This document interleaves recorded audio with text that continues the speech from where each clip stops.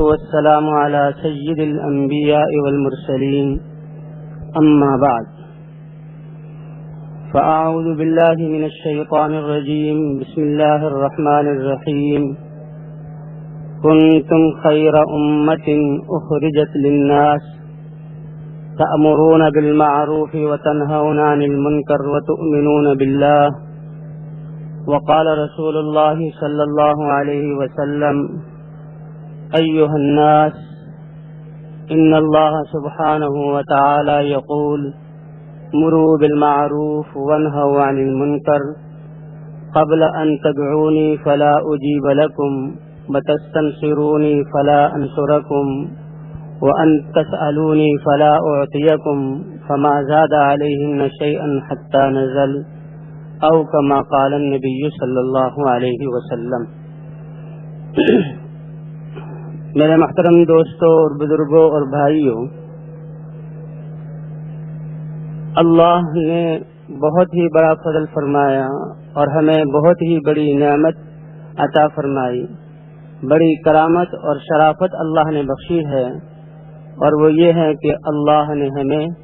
سید الانبیاء خاتم النبیین حضرت محمد صلی اللہ علیہ وسلم کا امتی بنایا ہے۔ ہماری پہچان ہم حضور صلی اللہ علیہ وسلم کے امتی ہیں۔ یہ نسبت سب سے بڑی نسبت ہے، اور اس امت کی قیمت اللہ کے ہاں اسی بنا پر ہے کہ یہ سید المرسلین خاتم النبیین حضرت محمد صلی اللہ علیہ وسلم کی امت ہے۔ اسی کو اللہ پاک قرآن پاک میں فرما رہے ہیں، کنتم خیر امت، اے مسلمانوں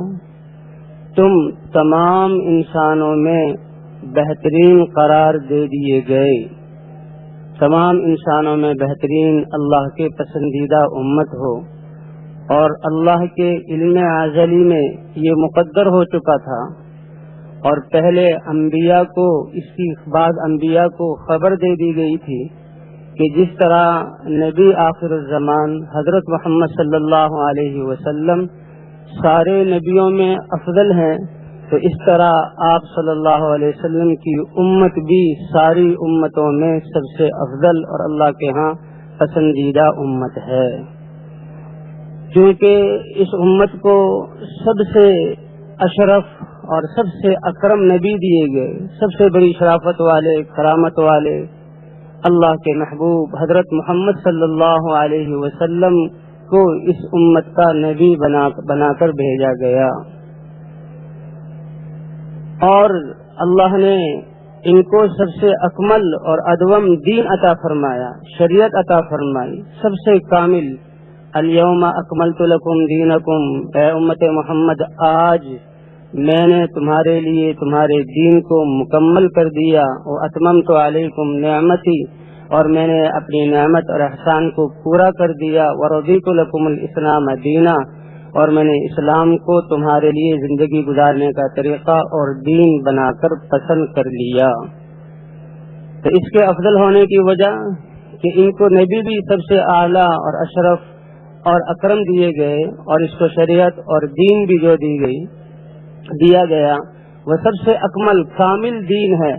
اور ہمیشہ رہنے والا دین ہے۔ اس دین کے آنے پر باقی تمام ادیان منسوخ ہو گئے، اور اب صرف حضور صلی اللہ علیہ وسلم کا دین ہے، اور اس پر علوم اور معارف کے دروازے کھولے گئے،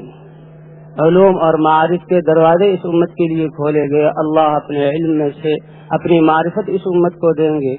اور اپنا علم دیں گے۔ یوں آتا ہے کہ اللہ تعالیٰ نے حضرت عیسیٰ علیہ السلام پر وحی بھیجی، اے عیسیٰ تیرے بعد ایک امت آنے والی ہے ایسی صفات والی کہ جب میری نعمتیں اور احسان ان پر ہوگا، میری نعمتیں ان کو ملیں گی، خوشحالی آئے گی تو وہ میرا شکر ادا کریں گے، اور جب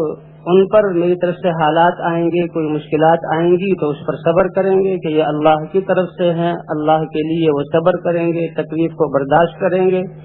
ولا علم لهم ولا حلم، اے موسیٰ اے عیسیٰ ان کے پاس نہ اپنا علم ہوگا اور نہ حلم ہوگا۔ حضرت عیسیٰ علیہ السلام بڑے حیران ہو گئے، اے اللہ ایسی صفات والی امت جو نعمتوں کے ملنے پر شکر ادا کرے، اور حالات کے آنے پر صبر کرے اور اللہ کے احکام کو نہ چھوڑے، اور ان کے پاس اپنا کوئی علم بھی نہیں، اپنا کوئی حلم بھی نہیں، یہ کیسے ہوگا؟ اللہ نے فرمایا کہ اے عیسیٰ، اپنے علم میں سے میں ان کو علم عطا کروں گا اور اپنے حلم میں سے میں ان کو حلم عطا کروں گا۔ تو اللہ تعالیٰ نے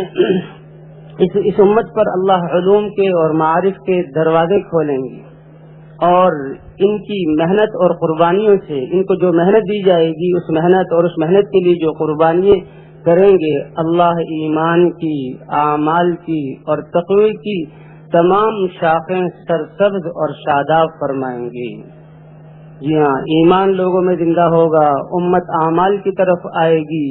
اور تقوی والی بنے گی کہ تقوی کے ذریعے اللہ تعالیٰ سارے انسانوں کی دنیا اور آخرت کی زندگی بنائیں گے۔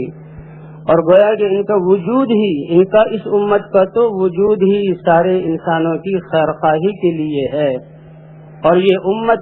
کسی علاقے، کسی قوم، کسی خاص زمانے کے لیے نہیں ہے، ان کی محنت کسی خاص علاقے میں محصور نہیں ہے، بلکہ ان کا دائرہ عمل تو سارا عالم ہے، ان کے سامنے سارا عالم ہوگا، سارے عالم کے لیے، اور ان کی محنت سے زندگی کے تمام شعبوں میں اللہ کے اوامر اور حضور صلی اللہ علیہ وسلم کی سنتیں زندہ ہوں گی۔ جی ہاں، ان کی محنت سے جو ہے تمام عالم میں اور زندگی کے تمام شعبوں میں اللہ کے احکام اور حضور صلی اللہ علیہ وسلم کی، اور یہ تو محنت ایسی کریں گے کہ اگر ممکن ہو سکے تمام انسانوں کو جہنم سے بچا کر جنت کے دروازے پر لا کر کھڑا کر دیں۔ تو میرے محترم دوستوں اور بزرگوں، ہمارے لیے سب سے بڑی شرافت اور سب سے بڑی کرامت یہ ہے کہ ہم حضور صلی اللہ علیہ وسلم کے امتی ہیں۔ اور حضور صلی اللہ علیہ وسلم کے امتی ہونے کا کیا مقصد؟ کہ جو ہمارے نبی صلی اللہ علیہ وسلم کا کام تھا، جو ذمہ داری تھی، جو مقصد تھا، اور آپ صلی اللہ علیہ وسلم کی جو فکر تھی وہ ہماری فکر ہو، جو آپ کی محنت تھی وہ ہماری محنت ہو، جو آپ کی زندگی کا مقصد تھا وہ ہمارا مقصد ہو۔ آج یہاں جمع کرنے کا مقصد یہ جو اعمال ہو رہے ہیں اور آپ اس میدان میں بیٹھے ہوئے ہیں، اللہ رسول کی بات سن رہے ہیں، تو اس کا مقصد کیا ہے؟ کہ ہمیں بھی اپنی زندگی کا مقصد پتہ لگ جائے کہ اللہ نے ہمیں کس مقصد کے لیے پیدا کیا، اور پھر ہماری محنت اور دعاؤں کے ذریعے تمام امت کو پتہ لگ جائے کہ اللہ نے اس امت کو دنیا میں بھیجا کس لیے ہے۔ اللہ نے اس امت کو ساری انسانیت کی خیرخواہی کے لیے اور ساری انسانیت کی ہدایت کے لیے بھیجا ہے، جس کام کے لیے اللہ تعالیٰ پہلے انبیاء کرام کو بھیجتے تھے، اور نبی آ کر سب سے پہلے لا الہ الا اللہ کی دعوت دے کر اپنی امتوں کے دلوں کے یقین کو ٹھیک کرنے کی محنت کرتے تھے، تو اسی طرح حضور صلی اللہ علیہ وسلم کی ختم نبوت کے صدقے سے اللہ نے یہ فریضہ اور یہ نعمت اس امت کو عطا فرمائی ہے۔ اسی وجہ سے یہ امت دنیا میں بھی سب سے بہترین امت ہے اور آخرت میں بھی سب سے آگے ہوگی۔ تو بھائی گزارش یہ ہے کہ ہم سب پہلے جو بھی ہماری نسبتیں تھیں، کوئی اپنے آپ کو تاجر کہہ رہا ہے، کوئی اپنے آپ کو ڈاکٹر کہہ رہا ہے، کوئی اپنے آپ کو زمیندار کہہ رہا ہے، کوئی اپنے آپ کو کسی علاقے کا ذمہ دار، یہ ساری نسبتیں ان کی اللہ کے ہاں کوئی قیمت نہیں، بلکہ ان کی طرف ہم نے اپنے آپ کو منسوب کر کے اپنی قیمت گرا دی، اللہ کی نظروں میں اپنے آپ کو گرا دیا۔ اس سے تو ہم توبہ کریں اور اس بات کا عزم کریں کہ ہم تو حضور صلی اللہ علیہ وسلم کے امتی ہیں اور آپ والا مقصد ہمارا مقصد ہے۔ تو یہ عزم ہے نا انشاءاللہ کہ ہم تو سب حضور صلی اللہ علیہ وسلم کے امتی ہیں۔ کیا مطلب؟ کہ آپ والی محنت ہماری محنت ہے، جیسے حضور صلی اللہ علیہ وسلم ساری انسانیت کے لیے فکر کیا کرتے تھے کہ کیسے ساری انسانیت اور ساری کی ساری امت جہنم سے بچ کر جنت میں جانے والی بن جائے، اسی طرح اس امت کے ہر فرد کی یہ فکر ہو اور ہر امت کے ہر فرد کی یہ ذمہ داری ہے۔ پوری امت امت کے ہر فرد کی ذمہ دار ہے اور ہر فرد پوری امت کا ذمہ دار ہے۔ جب ہم اپنے دلوں میں نیت کر لیں گے، اپنے آپ کو حضور کا امتی سمجھیں گے، سارے عالم کی یقینوں کی تبدیلی کے آنے کا ذمہ دار سمجھیں گے، نیت کرتے ہی اللہ کی نظر بھی بدل جائے گی، بلکہ ہم اپنے آپ کو حضور کا امتی سمجھتے ہی، ان کی مقصد والا سمجھتے ہی یقین کر لیں کہ اللہ کی مدد ہمارے ساتھ ہو گئی۔ ہاں، اللہ کا معاملہ انسان کی نیت، انا عند ظن عبدی بھی، میرا بندہ میرے ساتھ جو گمان کرتا ہے، جیسا یقین رکھتا ہے، میں ویسے ہی اس کے ساتھ معاملہ کرتا ہوں۔ اس فرش پر بیٹھے ہوئے، زمین پر بیٹھے ہم اپنے دلوں میں نیتیں بدلیں اور اللہ سے عہد کریں کہ اے اللہ، میں تو آج تک جو میری زندگی جس مقصد کے لیے تو نے پیدا کیا تھا، انسانیت کی ہمدردی کے لیے بنایا تھا، اس کے خلاف گزری ہے۔ اے اللہ، تو مجھے معاف کر دے، اور میں عزم کرتا ہوں کہ آئندہ میری زندگی کا ہر لمحہ تیری دی ہوئی ہر نعمت اور صلاحیت تیری پہچان کروانے میں، تیرے یقین کو دلوں میں پیدا کرنے میں اور تیرے نبی کی محنت میں لگے گی۔ اس کمیت کے کرتے ہی اللہ کی نظر بھی بدل جائے گی، اور پھر اسی کے مطابق اللہ ہماری تربیت بھی فرمائیں گے۔ تو بھائی اس کے لیے الحمدللہ ہزاروں بھائی ایسے ہیں جو اللہ کے راستے میں نکلیں گے، جماعتیں بن کر جائیں گے اور دنیا کے ملکوں میں جائیں گے، شہروں میں جائیں گے، صحراؤں میں جائیں گے اور دین کی محنت کریں گے۔ اللہ اکبر! اصل تو یہی ہے کہ بھئی ہم یہاں سے پوری دنیا کا عزم کر کے اللہ کے راستے میں نکل جائیں، تو وہ تو بہت خوش قسمت لوگ ہیں کہ جو اللہ کے راستے میں نقد جا رہے ہیں۔ جماعتوں کی صورت میں اللہ ان کے نکلنے کو قبول فرمائے اور ان کی محنت کو اللہ اپنی مرضی کے مطابق، اپنی شان کے مطابق ان سے کام لے لے، اور اللہ ان کی محنت اور نکلنے کو عالم کے لیے ہدایت کے اترنے کا ذریعہ بنا دے۔ لیکن کچھ آزار کی وجہ سے کچھ ساتھی واپس جا رہے ہیں، اپنے علاقوں میں جا رہے ہیں، تو بھیا اپنے علاقوں میں جا رہے ہیں تو یہ بھی حضور صلی اللہ علیہ وسلم کے امتی ہیں،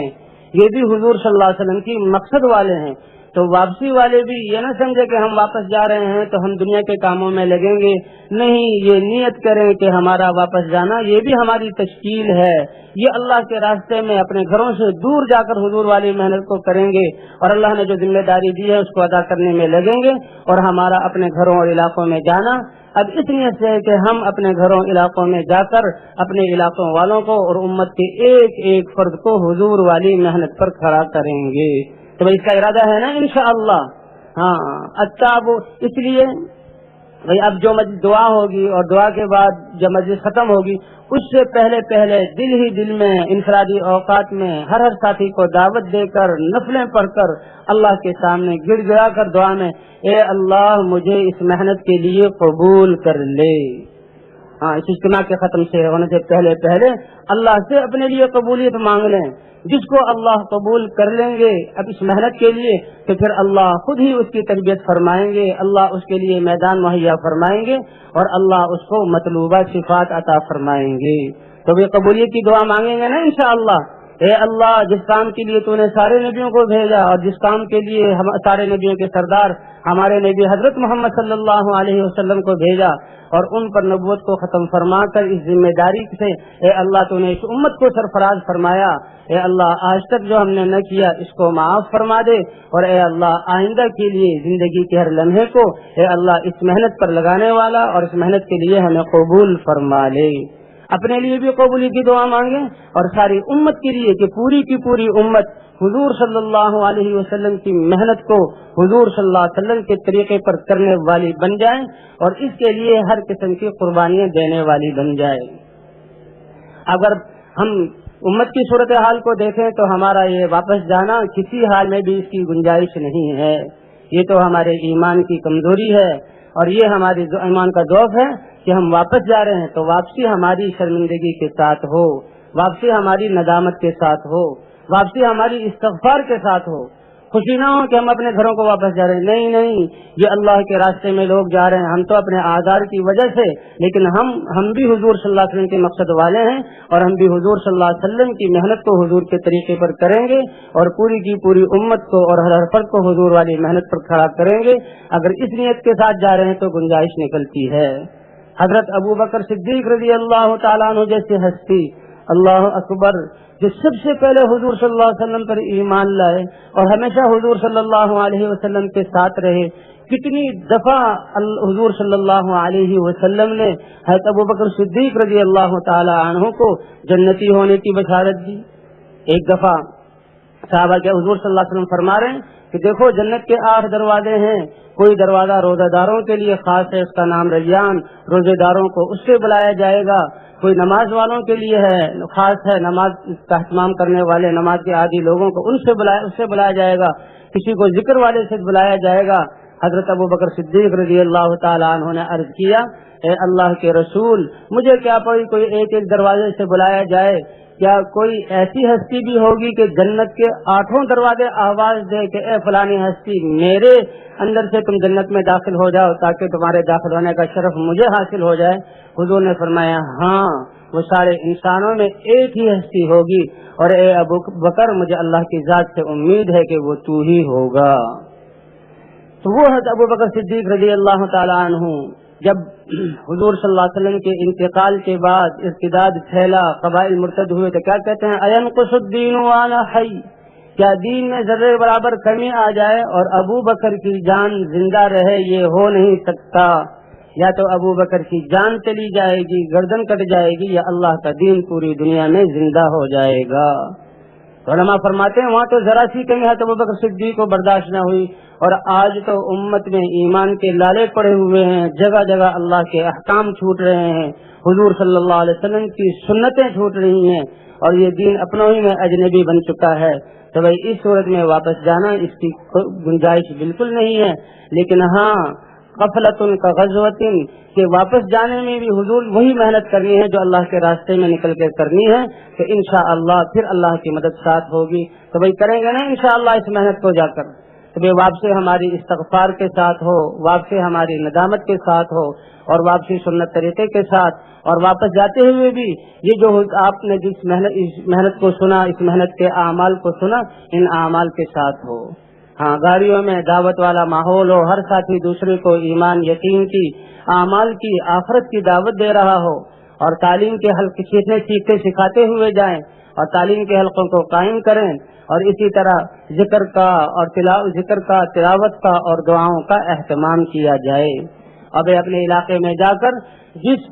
جن اعمال سے حضور صلی اللہ علیہ وسلم کی مسجد 24 گھنٹے آباد تھی، یہ عزم کرے کہ انشاءاللہ ہم نے ہر مسجد کو حضور صلی اللہ علیہ وسلم والے اعمال سے 24 گھنٹے آباد کرنا ہے۔ تو آباد کریں گے نا جی انشاءاللہ،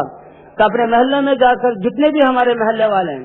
ایک ایک کی خبر ہمارے پاس ہو، اور اس بات کی کوشش ہو کہ ایک ایک کے پاس جانا ہے، اس کو ایمان یقین کی دعوت دے کر ہر ایک کو ہم نے دین کا داعی بنانا ہے، ہر ایک کو دین کا داعی بنانا ہے۔ سب سے پہلا کام دعوت ہے، اور دعوت میں لا الہ الا اللہ۔ اے لوگوں دیکھو، یہ ساری کائنات تحت الثری سے لے کر عرش معلیٰ تک اپنی ذات کے اعتبار سے کچھ نہیں، اس کو اللہ نے پیدا کیا ہے، پیدا کرنے والی ذات اللہ کی ہے، اور اللہ ہی سب کچھ کے مالک ہیں، اور اللہ ہی اس میں تصرف کرنے والے ہیں، اور سارے خزانوں کی چابیاں اللہ کے ہاتھ میں ہیں، کامیابیوں کے خزانے اور ان کی چابیاں اللہ کے ہاتھ میں ہیں۔ آ جاؤ کامیابی لینے کے لیے اللہ کی طرف۔ تو ایسے ہم نے ہر ایک ساتھی روزانہ گھنٹوں اس کی دعوت دے، ایک ایک مسلمان کے پاس جائے، تاکہ مسلمانوں کے دلوں کا یقین تبدیل ہو۔ ساری آج غیروں سے ہونے کا یقین دل میں آ گیا ہے، یہ یقین نکل جائے، اور کرنے والے اللہ کی ذات ہے، یہ یقین دلوں میں آ جائے، اور کریں گے بھی اللہ کس پر؟ محمد الرسول اللہ، حضور صلی اللہ علیہ وسلم کے طریقے پر۔ تو سب سے پہلے ہم نے جا کر اپنی مسجدوں میں اور اپنے محلوں میں اس دعوت والے کام کو کرنا، ہر ساتھی گھنٹوں اس کی دعوت دے۔ تو بھائی دعوت دیں گے نا انشاءاللہ، اور جس کو بھی دعوت دیں اس کو آگے داعی بنائیں، لوگوں کو شکلوں سے، ان کے بازاروں سے، نقشوں سے نکال کر مسجد میں لائیں، اور مسجد میں دعوت دے کر ان کو داعی بنا کر پھر جہاں محلوں میں بھیجیں۔ اس طرح حتیٰ کہ ہر مسلمان داعی ہو جائے، حتیٰ کہ ہمارے گھر کے افراد، گھر کی مستورات، گھر کے بچے اور گھر کے جہاں مرد، سارے کے سارے وہ دین کی دعوت دینے والے ہوں۔ گھنٹوں ہمارے اللہ کی بڑائی بولنے میں، دعوت میں کیا کرنا ہے؟ اللہ کی بڑائی کے بولنے ہیں، مخلوق سے اللہ کی طرف بلانا ہے، اور شکلوں سے اور اسباب سے اعمال کی طرف بلانا ہے، کہ اللہ زندگی بناتے ہیں ایمان پر اور اعمال پر، کہ جب امت ایمان والی، اللہ کی ذات پر یقین کرنے والی بنے گی، اور اللہ کے احکام کو پورا کرنے والی بنے گی، اور تقوی والی بنے گی، تو اللہ تعالیٰ ان سے راضی ہو کر ان کی دنیا کی زندگی بھی بنا دیں گے، اور اللہ ہمیشہ ہمیشہ کی آخرت کی زندگی بھی بنا دیں گے۔ جی ہاں، اعمال سے ہونے کی ترغیب دینا، شکلوں سے نکالنا ہے، اعمال کی طرف لانا ہے، اعمال پر امت کو ڈالنا ہے۔ ولو ان اہل القرى آمنوا واتقوا لفتحنا علیہم برکات من السماء والارض. پچھلی جو قومیں گزری ہیں جن نے اللہ کی نافرمانی کی، انبیاء کا مقابلہ کیا، اللہ نے اپنے عذابوں کے ذریعے ان کو ہلاک کیا، تو اللہ قرآن میں فرماتے ہیں کہ اگر یہ بستیوں والے ایمان والے ہو جاتے، اللہ کی ذات پر یقین کر لیتے اور تقوی والی زندگی اختیار کر لیتے تو زمین اور آسمان کی برکتوں کے دروازے ہم ان کے لیے کھول دیتے. تو لوگوں کو یہ سمجھائیں، لوگوں جن کاموں میں تم لگے ہوئے ہو، زندگی اس سے نہیں بنتی. یہ دنیا تمہاری تجارت سے نہیں چل رہی، یہ دنیا تمہاری زراعت سے نہیں چل رہی، زندگی ان سے نہیں بنتی، بلکہ زندگی تو بنتی ہے اللہ کے دین سے، اللہ کے احکام کو حضور صلی اللہ علیہ وسلم کے طریقوں پر پورا کرنے سے. تو ہم نے اللہ کی طرف بلانا ہے اور اعمال کی دعوت دینی ہے اور آخرت کو بیان کر کے آخرت کی طرف بلانا ہے. اے لوگوں، ہم سب نے لوٹ کر اللہ کی طرف جانا ہے. ہاں، ایک قیامت کا دن ہے 50,000 سال کا، اس میں سب نے کھڑے ہونا ہے. لا تزال قدم عبد حتى يسأل عن اربع، کہتے کسی انسان کے قیامت کے میدان سے قدم ہٹ نہیں سکتے جب تک کہ 4 چیزوں کا سوال اس سے نہ کیے جائے. اور ایک حدیث میں تھا ما منکم من احد الا سيكلمه ربه ليس بينه وبينه ترجمان. اللہ فرماتے ہیں اے میرے بندو، تم میں سے کوئی ایک بھی ایسا نہیں ہے جس کو میں خود بلا کر براہ راست اس سے بات نہ کروں اور اس سے سوال نہ کروں. ہر انسان سے سوال ہوگا کہ اپنی عمر کہاں خرچ کی. یہ جو اللہ نے عمر گزارنے کے لیے سارے نظام بنائے تھے، اس عمر کا ایک ایک سانس، ایک ایک لمحہ کہاں خرچ کیا. وَأَنْ شَبَابِهِ فِي مَا أَفْنَاهُ، اور اس میں جو جوانی کا حصہ تھا جس میں ہر طاقت اپنے عروج پر تھی، اس جوانی کو کہاں خرچ کیا. اور اللہ کے ملک میں، اللہ کی بادشاہت میں رہتے ہوئے اللہ کے اوامر کا کتنا علم حاصل کیا اور ان پر کیا عمل کیا، اور اللہ کے دیے ہوئے مال کو کمایا کیسے اور کیسے خرچ کیا. تو ہم نے ہر مسلمان کو اللہ کی بڑائی بیان کر کے، اللہ صفات بیان کر کے اللہ کی پہچان کروانی ہے، اللہ کی طرف بلانا ہے اور شکلوں سے اعمال کی طرف بلانا ہے کہ اللہ زندگی بناتے ہیں اعمال سے. حضرت ابو ہریرہ رضی اللہ تعالیٰ عنہ بیمار ہیں، مسجد نبوی میں لیٹے ہوئے ہیں. حضور صلی اللہ علیہ وسلم تشریف لائے. کیا ہوا کہ جو بیمار ہوا، قم یا ابا ہریرہ، اے ابو ہریرہ کھڑے ہو جا، فصلی قم فصلی فإن فی الصلاۃ شفاء، اے ابو ہریرہ کھڑے ہو، نماز پڑھو، کیونکہ اللہ نے شفا نماز میں رکھی ہے. اللہ نے شفا نماز میں رکھی ہے. کہتے جو 5 نمازوں کا اہتمام کرے گا، اللہ ذمہ داری لے لیتے ہیں کہ میں اپنی ذمہ داری پر اس کو جنت میں داخل کروں گا. اور جو کوئی صبح کرے یا شام کرے، صبح جس نے کی اور یہ قل هو اللہ احد، قل اعوذ بالفلق، قل اعوذ برب الناس 3 دفعہ پڑھا، تو یہ اثر آتا ہے حدیث میں کہ ساری چیزوں سے یہ صورتیں اس کی کفایت کریں گی. تو زندگی اعمال سے بنتی ہے. اس کو اتنا دہرانا ہے، اتنا لوگوں کے سامنے کہنا ہے کہ لوگوں کے دل میں یقین آ جائے کہ واقعی زندگی اعمال سے بنتی ہے. حضرت عثمان رضی اللہ تعالیٰ عنہ امیر المؤمنین ہیں. حضرت عبداللہ ابن مسعود رضی اللہ تعالیٰ عنہ امت کے فقیہ، حضور صلی اللہ علیہ وسلم کے صحابی، علم والے، وہ بیمار تھے. آخری زندگی میں بیماری زیادہ ہو گئی تو حضرت عثمان رضی اللہ تعالیٰ عنہ حضرت عبداللہ ابن مسعود کے پاس تشریف لائے اور پوچھا ماذا تشتکی، اے عبداللہ ابن مسعود کس چیز کی شکایت کرتے ہو، کیا بیماری ہے، کیا تکلیف ہے. مقصود تو تکلیف کا پوچھنا کا ذنوبی، اے امیر المومنین مجھے کوئی تکلیف نہیں، میں اپنی گناہوں کی شکایت کرتا ہوں جو گناہ مجھ سے ہو گئے ہیں. کہا اچھا پھر تم کیا چاہتے ہو، ماذا تريد، کیا چاہتے ہو. کہا رحمت ربی، میں تو اپنے رب کی رحمت چاہتا ہوں کہ آج اللہ مجھ پر رحم فرما دے. کہا تم بیمار ہو، کیا میں اپنا خاص طبیب تمہارے علاج کے لیے بھیج دوں. کہو ہو طبیب ہی نے، یعنی اللہ ہی نے تو بیمار کیا ہے، اللہ ہی نے تو بیمار کیا ہے. حضرت عبداللہ ابن مسعود وہ بیت المال سے جو ان کا وظیفہ مقرر تھا وہ وظیفہ نہیں لیتے تھے. حضرت امیر المومنین نے کہا اے عبداللہ، حضرت عثمان نے فرمایا اے عبداللہ تمہاری 7 بیٹیاں ہیں اور تم اس دنیا سے جا رہے ہو، تو یہ تمہارا وظیفہ میں چالو کر دوں اور اس کو مقرر کر دوں تاکہ تمہاری بیٹیوں کا تمہارے بعد گزارا چلے. تو حضرت عبداللہ ابن مسعود اٹھ کر بیٹھ گئے اور کہا کیا میری بیٹیوں کو فاقہ پہنچے گا،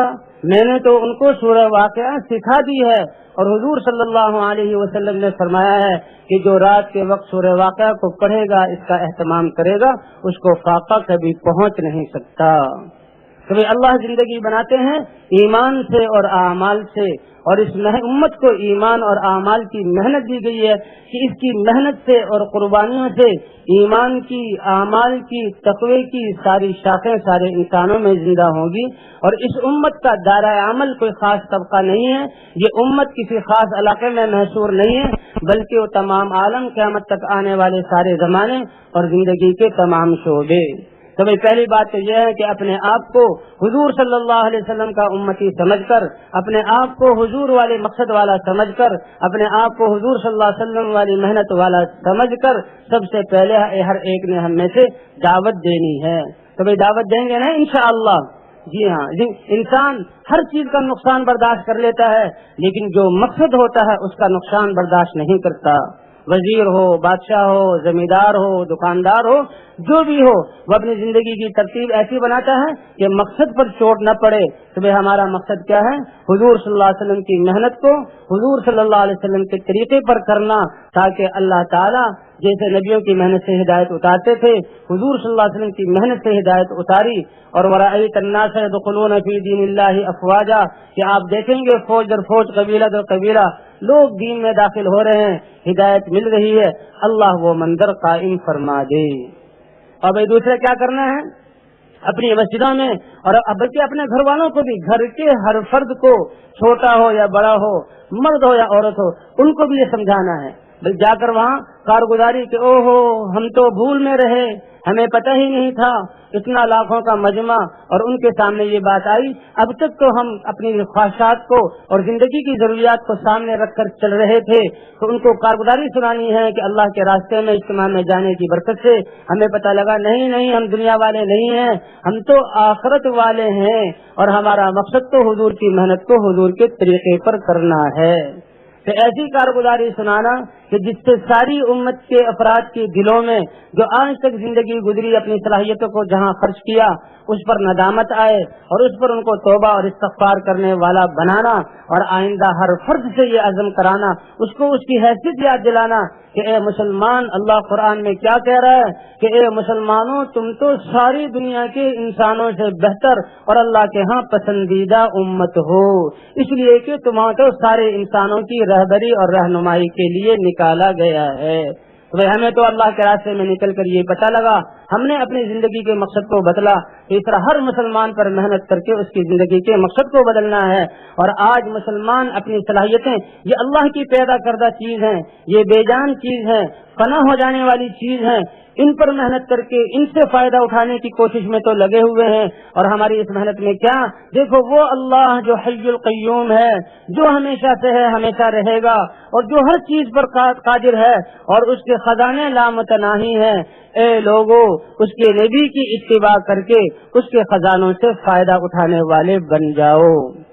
یہ ساری چیزیں اس میں اس کا فائدہ وقتی ہے، اور جتنا اللہ چاہیں گے اتنا ہی فائدہ ہوگا، اور اگر اللہ نہ چاہیں تو فائدہ نہیں ہو سکتا۔ اور اللہ کی ذات وہ ہے، اللہ نے اپنی ذات سے فائدہ اٹھانے کے لیے، اپنی قدرت سے فائدہ اٹھانے کے لیے، اپنے خزانوں سے فائدہ لینے کے لیے اللہ نے اپنا دین، اپنے احکام اور حضور صلی اللہ علیہ وسلم کی سنتیں عطا فرمائی ہیں۔ تو بھائی لوگوں کو اس بات پر لانا، تو کارگزاری سنا کر ان کو اس بات پر تیار کریں گے نا جی انشاءاللہ۔ ہاں بھائی ہر مسجد میں دعوت ایمان یقین کی دعوت ہو، ایمان کی مجالس لگیں۔ صحابہ کرام جاتے تھے لوگوں کے پاس، کہتے آ جاؤ کچھ دیر بیٹھ جائیں تاکہ ہم اپنے ایمان کی تجدید کر لیں۔ تو اللہ کی صفات کا ذکر کرنا، آخرت کے حالات اور مغیبات کا ذکر کرنا، فرشتوں کا نظام، انبیاء کرام کے قصے، اس سے ایمان میں زیادتی ہوتی ہے۔ اور بھائی جگہ جگہ ہم نے تعلیم کے حلقے چالو کرنے ہیں، فضائل کی تعلیم۔ یہ فضائل کی تعلیم کیا ہے؟ یہ فضائل اللہ کے وعدے ہیں،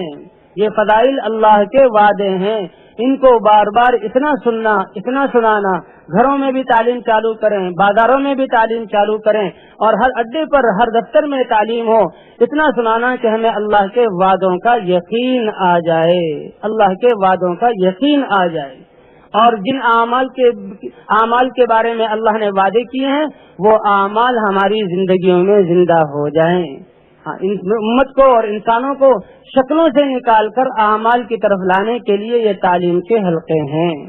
تو 2.5 घंटे 3 घंटे तालीम, जहाँ अल्लाह ने ये फरमाया, अल्लाह के रसूल ने ये फरमाया, इन चीजों का तज़किरा हो। बाजार वालों को उनकी शक्लों से, बाजार में क्या कि दुकान लोग कह रहे हैं भाई फलां चीज से ये फायदा होगा, इस तिजारत से ये जिंदगी बनेगी, इन चीजों से इस तरह जिंदगी बनेगी, ये सब झूठ है और धोखा है। हमने धोखे से निकाल कर मस्जिदों में लाना है और मस्जिदों में ये बताना है कि ए दुनिया भर के इंसानों, ए हुजूर सल्लल्लाहु अलैहि वसल्लम की उम्मत, जिंदगी का बनना और बिगड़ना ये अल्लाह के हाथ में है और अल्लाह जिंदगी बनाते हैं ईमान और तकवे पर। अल्लाह जिंदगी बनाते हैं ईमान पर और अपने अहकाम को हुजूर सल्लल्लाहु अलैहि वसल्लम के तरीकों पर पूरा करने पर। तो भाई हर मस्जिद में तालीम के हल्के हों, ये हमारी हम में से हर एक की जरूरत है, ताकि हमारे अल्लाह के वादों का यकीन हमारे दिलों में आ जाए और अल्लाह के कलाम से हमारे दिल असर लेने वाले बन जाएं। तो घरों में भी तालीम चालू करनी है और मस्जिद में भी जो है फराइल के हल्के कायम करने हैं, ताकि अल्लाह के अवामिर के सीखने का शौक, क्योंकि इस मेहनत से मकसूद क्या है? यकीनों की तब्दीली और इबादत को सही नहज पर लाना और इल्म की फिजाएं कायम करना और जिक्र की फिजाएं कायम करना और हर मुसलमान के साथ हुजूर सल्लल्लाहु अलैहि वसल्लम के उम्मती होने की हैसियत से और अल्लाह ताला का बंदा होने की, मुसलमान होने की हैसियत से हुजूर वाले अखलाक से बर्ताव करना। हर मुसलमान दीन की दावत देने वाला भी हो, हर मुसलमान तालीम के हलकों में बैठकर अल्लाह के अवामिर के सीखने का शौक अपने दिल में पैदा करे, फिर अल्लाह के अवामिर को सीखने वाला भी हो और दूसरों को सिखाने वाला भी हो। हर मुसलमान इबादत का एहतमाम करने वाला भी हो और इबादत को सही नहज पर लाने की कोशिश करने वाला भी हो। हर मुसलमान जिक्र करने वाला भी हो, कुरान पाक की तिलावत करने वाला भी हो और हर मुसलमान रातों को उठकर अल्लाह से अपने लिए और सारी उम्मत की हिदायत के लिए दुआ मांगने वाला भी हो। हर मुसलमान इन अमाल का करने वाला बने। जब उम्मत का एक मजमुआ इन अमाल की हकीकत के साथ इन अमाल को करने वाला बनेगा और दुनिया में फिरेगा, तो अल्लाह ताला इनकी मेहनत को कबूल फरमाकर सारे आलम के लिए हिदायत का फैसला फरमा देंगे और इनको हिदायत का सूरज बना देंगे। जैसे इस जाहिरी सूरज के निकलने की वजह से, अभी रात थी, अंधेरा था, हमने बल्ब और लाइटें जलाई हुई थी, जो ही अब सूरज निकलने लगा सारे अंधेरे छट गए और जो जो सूरज ऊपर आता चला जाएगा हर चीज नजर आएगी। ये रास्ता है, ये मेरा दोस्त है, ये जानने वाला है, ये मेरा घर है और ये नुकसानदेह चीज है। तो इसी तरह उम्मत के जब उम्मत का एक तबका इन आमाल की हकीकत को लेकर फिरेगा, अल्लाह लोगों के दिलों को ये दिखा देंगे, दिलों में ये बात डाल देंगे कि अगर कामयाबी चाहते हो तो कामयाबी वाली जिंदगी इन लोगों की है जिस जिंदगी की ये लोग दावत दे रहे हैं। तो हमने हर उम्मत को इनका दाई बनाना है, हर उम्मत के हर फर्द को तालीम के हलकों में बैठने वाला और तालीम के हलकों में बिठाकर अल्लाह के अवामिर को सीखने का शौक उसके दिल में आ जाए, खुद सीखने वाला हो और दूसरों को सिखाने वाला हो,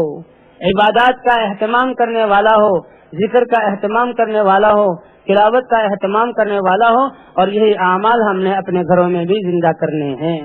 यहाँ मस्जिदों में दावत दी जा रही हो, ईमान की मजलिसें हो, सीखने सिखाने का माहौल हो और दुआओं का माहौल हो और इन्हीं आमाल को हमने घरों में भी चालू करना है कि घर का हर फर्द, वो भी हत्ता के औरतों को भी, बूढ़ी औरत है, अपाहज है, उसको भी कि भाई तुम हुजूर सल्लल्लाहु अलैहि वसल्लम की उम्मत हो। अब जब अमूमी गश्त हो रहा है, एक साथी बीमार है, अब बीमार है तो क्या इसको छोड़ दे? नहीं भाई, ये बीमार है, इसको मस्जिद में बिठाओ और ये उम्मत के लिए दुआ करे और ये जमात जो निकली हुई है इसके लिए दुआ करे। तो अपनी दुआओं के जरिए गश्त वाले जो मेहनत कर रहे हैं ये भी इस मेहनत में शरीक हो जाए।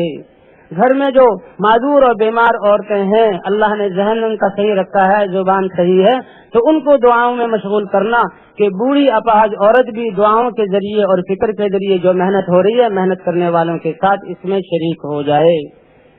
तो हर मस्जिद में तालीम के हल्के कायम करने हैं, हर घर में हमने तालीम के हल्के कायम करने हैं, इंशाअल्लाह कायम करेंगे ना जी। और भाई फिर हर मुसलमान को दीन की फिक्र करने वाला बनाना। इसके लिए कहते हैं कि हर मस्जिद में ऐसा मजमुआ हो जो फिक्र करे कि हमारी इस मस्जिद से लेकर, हमारे इस घर से लेकर दुनिया के कोनों तक जितने भी मुसलमान हैं सारे के सारे हुजूर सल्लल्लाहु अलैहि वसल्लम की मेहनत को हुजूर सल्लल्लाहु अलैहि वसल्लम के तरीके पर कैसे करने वाले बन जाएं, इसके लिए सोचो विचार करना और इसके लिए फिक्र करना। कहते हैं जब मुसलमानों का एक मजमुआ जमा होकर किसी बात के लिए सोचता है, खैर के काम के लिए, तो अल्लाह ताला उसको वजूद अता फरमा देते हैं। हुजूर सल्लल्लाहु अलैहि वसल्लम ने जब मस्जिद नबवी बनाई और 5 नमाजें कायम हुई, अब नमाजों के लिए मुसलमानों को कैसे जमा किया जाए उसके लिए कोई सूरत नहीं थी। हुजूर सल्लल्लाहु अलैहि वसल्लम ने सहाबा से मशवरा किया, किसी ने राय दी कि जी ईंधन जमा कर लिया जाए, नमाज जमात का वक्त हो तो उसमें आग लगाई, थोड़ा सा ईंधन अलग करके आग लगा दी जाए, धुआं जब उठेगा तो दूर से देखने वालों को पता लग जाएगा कि नमाज का वक्त है। राय दी, लेकिन हुजूर को ये राय पसंद न आई। किसी ने कहा कि जी घंटा लगा दिया जाए, उसको बजा दिया जाए। किसी ने कहा नाकूस जो होता है सींगी सी, उसमें अब जहाँ फूंक मारी जाए उससे एक आवाज पैदा होगी। लेकिन हुजूर सल्लल्लाहु अलैहि वसल्लम को यह आरा पसंद न आई और सहाबा इकराम के दिलों में ये फिक्र पैदा हो गई। एक साहबी कहते हैं कि मुझे इतनी फिक्र पैदा हुई कि मैं अपना खाना भी भूल गया, सोना भी भूल गया। इसी फिक्र में बैठा हुआ था कि मुझे ऊँघ सी आई। जब ऊँघ सी आई तो मैंने देखा कि एक आदमी जा रहा है और उसके हाथ में वो सींगी सी है। मैंने उसको आवाज देकर कहा कि क्या तुम इसको मेरे हाथ पे बेचोगे नहीं? उसने पूछा क्यों? कहा आज हम मुसलमान इस बारे में फिक्र कर रहे थे तो एक राय ये भी आई थी कि इस तरह सींगी में आवाज फूंक मार कर मुसलमानों को जमा किया जाए, हम इससे ये काम करेंगे। तो वो कहने लगा क्या मैं तुम्हें ऐसे कलिमात न बताऊं जो इससे अच्छे हों? कहा वो क्या कलिमात हैं? तो ये अल्लाह अकबर, ये अजान के कलिमात उस सहाबी को उस शख्स ने तलकीन फरमाए। एकदम उनकी आंख खुल गई। वो जो गम में एक ऊँघ से आई थी, आंख खुली और दौड़े हुए हुजूर सल्लल्लाहु अलैहि वसल्लम की खिदमत में आए और सारा ख्वाब हुजूर सल्लल्लाहु अलैहि वसल्लम के सामने अर्ज किया। हुजूर ने फरमाया कि ये तो अल्लाह की तरफ से भेजा हुआ फरिश्ता था। अल्लाह ने ये सूरत मुतय्यन फरमा दी है, जाओ ये कलिमात मेरे बिलाल को सिखा दो क्योंकि वो तुमसे ज्यादा ऊंची आवाज वाला है। और अज़ान जब नमाज का वक्त हुआ तो हजरत बिलाल रज़ी अल्लाह ताला अन्हु ने ये कलिमात कहे तो हजरत उमर और कई सहाबा या रसूल अल्लाह हमें भी ख्वाब में ये कलिमात बताए गए हैं। तो हर मस्जिद में मशवरा हो, हर मुसलमान इस बात की फिक्र करने वाला हो, उसकी दिन रात की फिक्र, जैसे ताजिर अपनी तिजारत सारे काम करता है, अपनी तिजारत के बारे में फिक्र करता है, तो इस तरह हर मुसलमान हुजूर सल्लल्लाहु अलैहि वसल्लम का उम्मती वो भी कि भाई दीन मुझ में भी कैसे जिंदा हो जाए और सारी उम्मत में जिंदा हो जाए और कैसे सारी उम्मत हुजूर सल्लल्लाहु अलैहि वसल्लम की मेहनत को हुजूर सल्लल्लाहु अलैहि वसल्लम के तरीके पर करने वाली बन जाए। और दीन की मेहनत के एतबार से जो तकाजे हैं, आलमी तकाजे हैं, ये तकाजे हमारे महल्ले से कैसे पूरे हों, इसके लिए भी मुसलमानों से मुलाकात की सूरतें बनाई जाएं। ऐसी तस्कील करें कि कोई मुसलमान ऐसा हमारे मस्जिद के आसपास, कोई उम्मत का फर्द ऐसा बाकी न रहे जिससे हमारी मुलाकात न हो गई हो। हाँ, हर शोबे वाले से मिले, हर मुसलमान से मिले, हमें घरों की तादाद और उनमें कितने बालिग मर्द हैं उनकी तादाद मालूम होनी चाहिए कि उनमें से कितने नमाज के लिए आते हैं, जो नमाज के लिए नहीं आते उनको नमाज के लिए बुलाना, नमाज में आने वाले हैं उनको तालीम के हलकों में बिठाना और तालीम के हलकों में बैठने वाले हैं उनको अल्लाह के रास्ते में निकलने वाला बनाना। उसके लिए भी हमारे 24 घंटे हैं और सहाबा किराम की तरतीब अल्लाह ने हमें पैदा ही इसलिए किया है, ये हमारी जिंदगी का मकसद है। और सहाबा किराम की तरतीब क्या थी कि सहाबा किराम ने दिन को भी तकसीम किया हुआ था, आधा दिन मस्जिद में गुजारते और आधा दिन अपने किसी काम में, और इसी तरह रात को भी तकसीम किया हुआ था, आधी रात मस्जिद में होती थी और आधी रात अपने घर में। हुजूर सल्लल्लाहु अलैहि वसल्लम की मस्जिद में आधी रात को अजान होती थी। इस अजान का मकसद क्या था? लियरजअन काइम व यस्तयक़िज़न नाइम, कि कुछ सहाबा ईशा के बाद से अपने आमाल में लगते थे, कोई तहज्जुद नमाज पढ़ रहा है, कोई दुआ मांग रहा है, कोई जिक्र में लगा हुआ है, अल्लाह के सामने रो रहा है। जब ये अजान हुई तो ईशा के बाद से अब तक जो लगा हुआ है ये चले जाएं अपने घरों को, और जो घरों में सो रहे हैं ये आ जाएं मस्जिद में और मस्जिद में आकर अल्लाह के सामने खड़े हो जाएं। तो हम इस बात की कोशिश करें कि हमारा आधा दिन मस्जिद में और आधी रात मस्जिद में, दिन में वो आमाल करें जो हुजूर सल्लल्लाहु अलैहि वसल्लम ने मस्जिद नबवी में दिन में आमाल किए, और रात को वो आमाल करें जो हुजूर सल्लल्लाहु अलैहि वसल्लम ने रात को अमल किया। हुजूर सल्लल्लाहु अलैहि वसल्लम की मेहनत के रात वाले आमाल भी जिंदा करें और दिन वाले आमाल भी जिंदा करें। तो भाई कोशिश करेंगे ना इंशाअल्लाह। अगर ये आधी रात में कम अज कम हर फर्द के 8 घंटे तो इस मेहनत के लिए लगे, अल्लाह हमें इस पर अमल की तौफीक अता फरमा दे। सभी रोजाना पूरा दिन पूरी दुनिया में कैसे फैल जाए, उम्मत का हर फर्द इस जिम्मेदारी को अदा करने वाला कैसे बन जाए, अल्लाह के सारे अहकाम जो है मुसलमानों की जिंदगियों में कैसे जिंदा हो जाएं, और हर शोबे में हुजूर सल्लल्लाहु अलैहि वसल्लम की सुन्नत कैसे जिंदा हो जाए, हर वक्त इसकी फिक्र करना और एक वक्त मुतय्यन करके सारे साथी आपस में इसका मशवरा करें। हर मस्जिद में मशवरा हो और काफी जो मस्जिद में तकाज़े सामने आए کہ بھئی اس کے زندہ کرنے کے لیے اللہ کے راستے میں نقد لوگوں کو نکالنا، فلاں ملک میں جماعت بھیجنا، ہر ایک کا جو ہے وہ جو بے نمازی ہے نماز والے بن جائیں، جو تقاضے مسجد میں سامنے آئیں، پھر ان تقاضوں کو گھر والوں کو بتانا تاکہ گھر والے بھی دعاؤں کے ذریعے اور پھر جو ہے محنت کے ذریعے اس میں شریک ہوں۔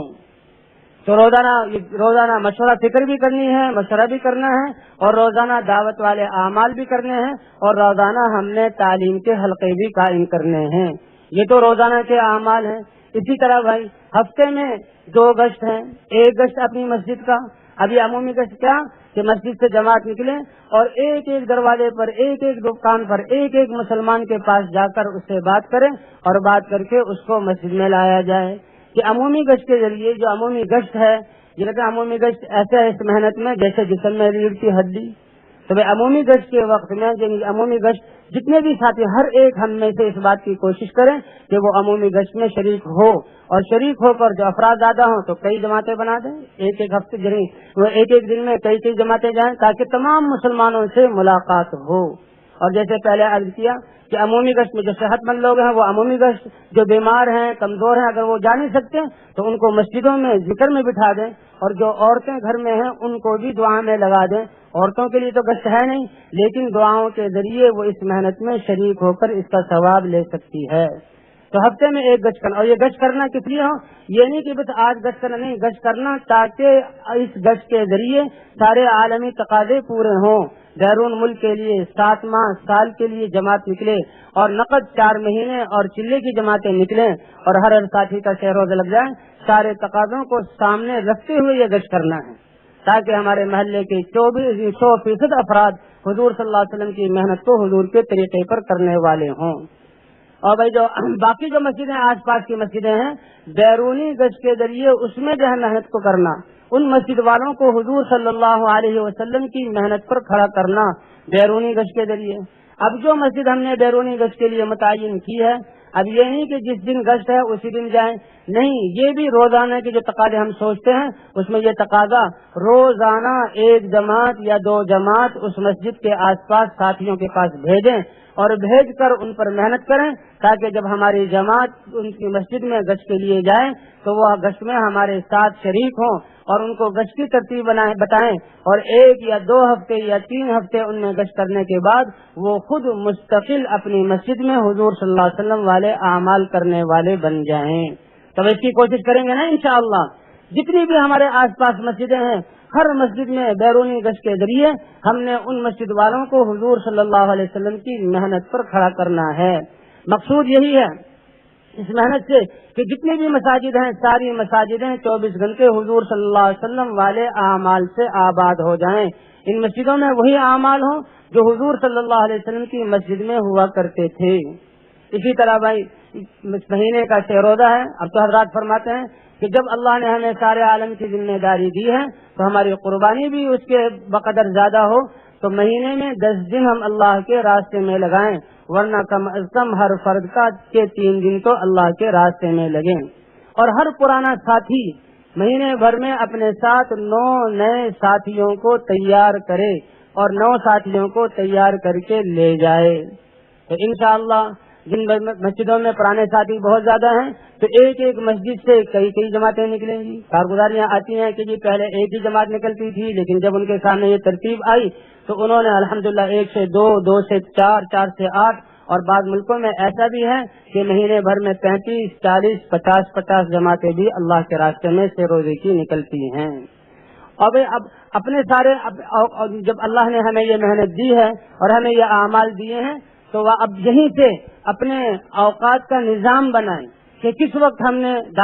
کون سا وقت ہم نے دعوت میں لگانا ہے، کون سا وقت ہم نے تعلیم میں بیٹھنا ہے، کس وقت میں ہم نے مشورہ کرنا ہے، اور کون سے وقت میں ہم نے جو ہے وہ دعا کرنی ہے، کون سے وقت میں تلاوت۔ کیونکہ جو اعمال کا اوقات اور اعمال کے اوقات متعین کریں اور ان اعمال کا اہتمام کریں، ان اعمال کو ہمیشگی کے ساتھ کریں کہ اعمال کا اہتمام یہ ترقی کا زینہ ہے۔ جب ہم حضور صلی اللہ علیہ وسلم کی محنت کے اعمال کو دعوت بھی روزانہ دیں گے، تعلیم کے حلقوں میں بھی روزانہ بیٹھیں گے اور نمازیں کا بھی اہتمام کریں گے اور پھر نمازوں کے بنانے کی محنت بھی کریں گے اور ذکر کے لیے وقت متعین کر کے اس وقت میں ذکر کریں گے اور تلاوت کلام پاک کریں گے، تو جب ان اعمال کا اہتمام کریں گے تو اللہ ان اعمال کا ہمیں یقین عطا فرمائیں گے کہ جب ہم نے اوقات کی تعین کی تو بہت دفعہ ایسا ہوگا کہ دنیاوی کام اس کے مقابلے میں آ جائیں گے۔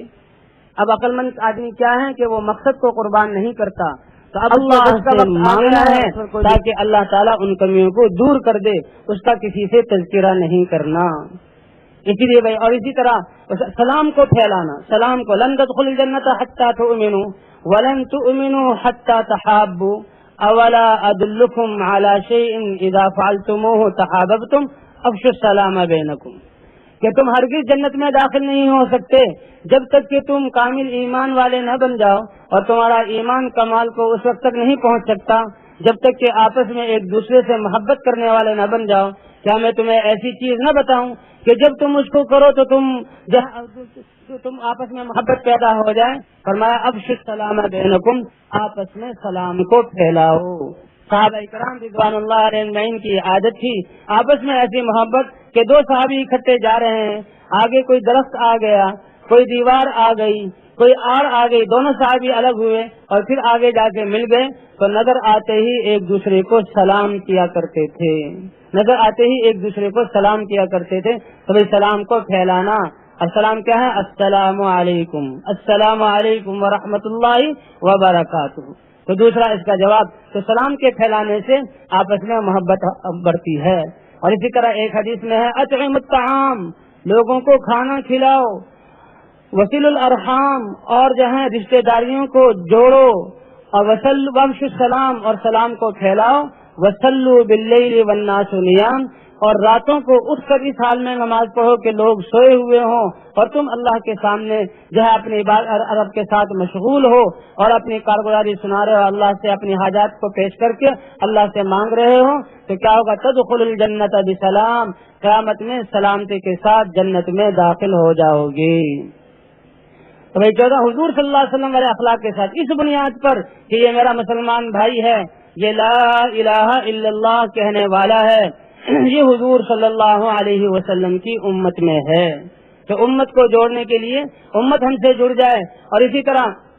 امت میں آپس میں دل جڑ جائیں، اس کے لیے سب سے پہلی بات کہ مسلمانوں کی خوبیوں کی طرف دیکھنا ہوگا اور اپنے عیب کی طرف ان عیبوں کو دور کرنے کی کوشش کرنی ہوگی، اور زبان پہ نہیں لانا۔ اگر کسی مسلمان کی کمزوری نظر آ جائے تو اللہ سے اٹھ کر اتنا مانگنا کہ اللہ تعالیٰ اس کی کمزوری کو، اس کی بری عادت کو اچھی خصلت سے بدل دے، اس بات کی کوشش کرنی ہے۔ اور وہ مسلمانوں کے کرم اطعم الطعام، لوگوں کو کھانا کھلاؤ۔ حضرات صحابہ کرام قبائل آتے تھے، ان کو دین بھی سکھاتے تھے، ان کا اکرام بھی کرتے تھے۔ ایک ایک صحابی انصاری 10 صحابہ کو حضرت سعد بن عبادہ رضی اللہ تعالیٰ عنہ کے بارے میں آتا ہے کہ وہ روزانہ 70 افراد کو اپنے گھر جا کر کھانا کھلایا کرتے تھے۔ تو صحابہ کرام آنے والے وفود کو دین بھی سکھا رہے ہیں، حضور صلی اللہ علیہ وسلم آنے والے قبائل کو اپنے صحابہ پر تقسیم کر دیا کرتے تھے، تو وہ ان کو کھانا بھی کھلاتے تھے، وہ ان کو رات کا آرام بھی کراتے تھے اور وہ ان کو دین بھی سکھلاتے تھے۔ بلکہ یہ ہے کہ جب وہ وفود واپس جایا کرتے تھے تو صحابہ کرام ان کو ہدیے بھی دیا کرتے تھے۔ تو اس کو لوگ پوچھتے بھائی تم مدینہ منورہ سے آ رہے ہو، مدینہ والوں کے اخلاق کیسے ہیں، کیسے ان کو پایا؟ کہا الانوا لنا الفراش واتابوا لنا الطعام، الذوا لنا الطعام والانوا لنا الفراش وعلمونا الدین،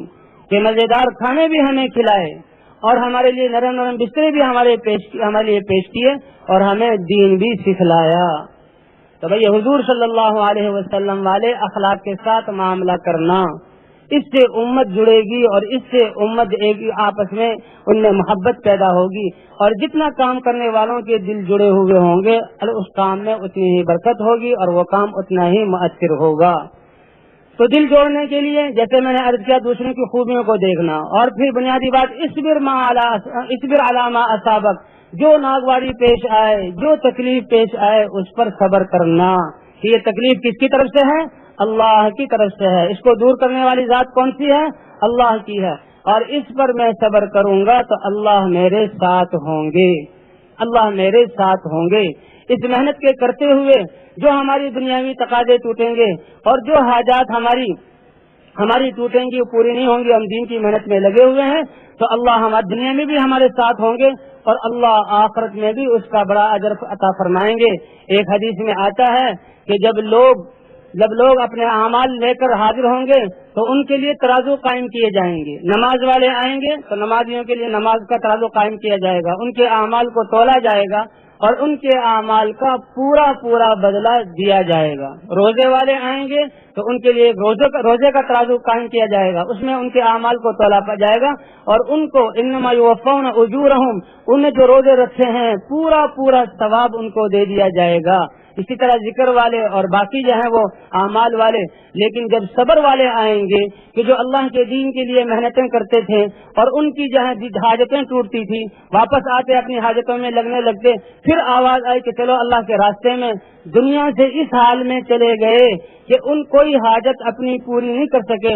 اللہ فرمائیں گے اب سارے ترازوؤں کو ہٹا دو، اب ترازوؤں سے تول کر دینے کا معاملہ نہیں ہے۔ انما یصب علیہم الاجر صبا، اللہ موسلا دھار بارش کی طرح ان پر ان کے اجر کو جو ہے بہائیں گے اور ان پر نازل فرمائیں گے۔ اور کیا ہوا؟ انما یوفی الصابرون اجرہم بغیر حساب، کہ جو اپنی حاجتوں کے ٹوٹنے پر صبر کرنے والے ہوں گے تو قرآن میں اللہ کیا فرماتے ہیں کہ بغیر حساب کے اللہ ان کا اجر ان کو دیں گے۔ تو بھائی حاجات اگر ٹوٹیں تو صبر کرنا، اور حاجات اگر پیش آئیں تو اللہ سے جو ہے نماز پڑھ کے مانگنا۔ تو یہ 4 اعمال ہیں، ان اعمال پر ہم نے ہر مسلمان کو لانا ہے، اور یہ اعمال ہیں جو اپنی مسجدوں میں ہم نے ہر فرد جو ہے دین کا داعی ہو، ہر فرد تعلیم کے حلقوں میں بیٹھنے والا ہو، اللہ کے اوامر کو سیکھنے والا، دوسروں کو سکھانے والا ہو، ہر فرد ذکر اور عبادات کا اہتمام کرنے والا ہو، اور ہر فرد حضور صلی اللہ علیہ وسلم والے اخلاق کے ساتھ معاملہ کرنے والا ہو۔ گھر میں پھر دین کے پوری دنیا میں دین کے زندہ ہونے کی فکر ہو، سارے عالمی تقاضے کیسے پورے ہوں اس کی فکر ہو، ہر گھر میں تعلیم کے حلقے قائم کیے جائیں، محرم مستورات اور بچوں کو بھی بٹھایا جائے، اور آخر میں 6 نمبروں کا مذاکرہ بھی ہو، گھر کے ہر فرد کو 6 نمبر آتے ہوں۔ کیوں 6 نمبر آتے ہوں؟ تاکہ ہر فرد ان دین کا داعی بنے اور ان 6 صفات کو اپنے اندر پیدا کرنے کی کوشش کرتے ہوئے دوسروں کو ان صفات کی دعوت دے، تاکہ ہر گھر کا ہر فرد، عورتیں بھی عورتوں کو دعوت دیں، مرد مردوں کو دعوت دیں، اور بچے بھی جو ہے وہ دعوت والے کام میں لگیں۔ اس لیے 6 نمبروں کا مذاکرہ ہے۔ تو ہر گھر کے ہر فرد کو دین کا داعی بنانا، اس کی کوشش کریں گے نا انشاءاللہ۔ اور آس پاس کے جو گھر ہیں، گھروں میں جو عورتیں ملاقات کے لیے آتی ہیں، جو رشتہ دار آتے ہیں، تو دعوت کے ذریعے ان کو بھی ان دعوت والے اعمال پر کھڑا کرنا، تاکہ ہمارے آس پاس جتنے بھی محلے میں گھر ہیں سب میں دعوت والے اعمال چالو ہو جائیں۔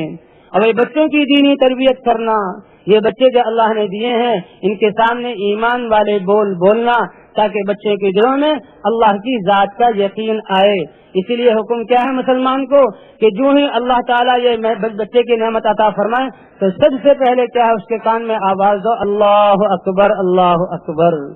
دائیں کان میں اذان اور بائیں کان میں اقامت۔ یہ اذان جب مؤذن اذان دیتا ہے تو ہمیں حکم ہے کہ جو مؤذن نے کہا وہ کلمات کہو، اور آخر میں کیا، اللہم رب ہذہ الدعوۃ التامہ، اے اس دعوت تامہ کے مالک۔ یہ اذان کے کلمات پوری دعوت ہیں، گویا اس امت کے ہر فرد کو حکم ہے کہ اگر اللہ اس کو بچے کی نعمت عطا فرمائے تو سب سے پہلے اس کے سامنے دعوت کو پیش کر دو، کیونکہ یہ حضور صلی اللہ علیہ وسلم کی امت دعوت ہے۔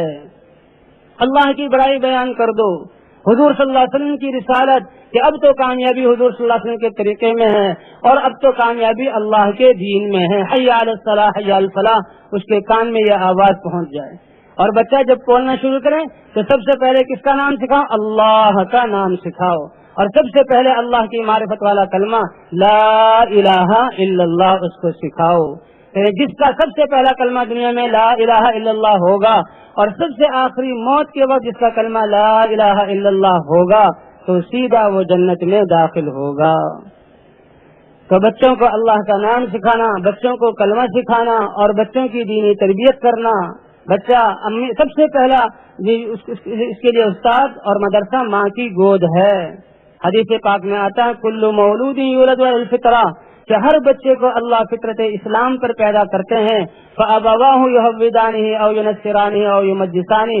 ماں باپ پھر اپنے یقین کے مطابق بچے کے دل کے یقین کو بگاڑتے ہیں، یا یہودیت مال والا یقین، یا نصرانیت حسن والا یقین، اور یا مجوسیت اسباب والا یقین ان کے دلوں میں پیدا کرتے ہیں۔ تو ماں باپ کی ذمہ داری ہے، بچہ جب کہے اماں میں بیمار ہو گیا تو کیا کہ بیٹا یہ بیماری بھیجنے والی ذات اللہ کی ہے، اور بیماری دور کرنے والا شفا دینے والی ذات کون سی ہے؟ اللہ کی ہے۔